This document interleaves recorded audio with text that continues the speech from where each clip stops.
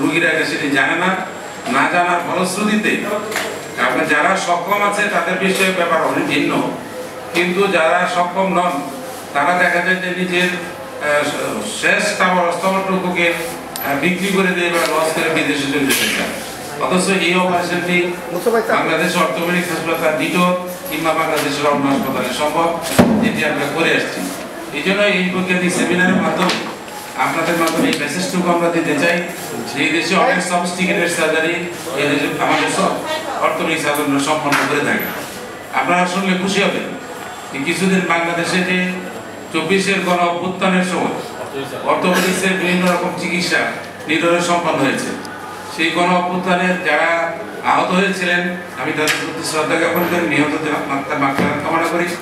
তখন আন্তর্জাতিকভাবে আমি সেই পার্শ্ববর্তী রাষ্ট্র থেকে শুরু করে সিঙ্গাপুর, তারপরে থাইল্যান্ড, মালয়েশিয়া, ইউকে, চীন, এই সমস্ত দেশ থেকে তারা আমাদের নিডোর হাসপাতালে ভিজিট করেছেন, আরও ভিজিট করেছেন। তারা নিডোর হাসপাতালে বলেছেন এইখানে যে চিকিৎসা চলে এবং আপনারা যে মডার্নাইজ পদ্ধতি এখানে ব্যবহার করছেন, আসলে আমাদের এখানে টাকার কোনো প্রয়োজন ছিল না। তারা সন্তোষ প্রকাশ করেছে। আমরা মনে করি একটি সরকারি প্রতিষ্ঠান হিসাবে নিডোর হাসপাতাল সহ বিএমইউ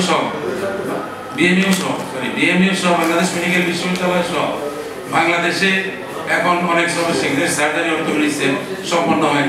এটি আপনাদের মাধ্যমে এই কনফারেন্সের মাধ্যমে আমরা জেনে দিতে চাই। এছাড়াও সাইন্টিফিক যে সময় একটু এই সম্মেলনে যে বিষয়ে আরও কিছু আপনাদেরকে জানাবেন।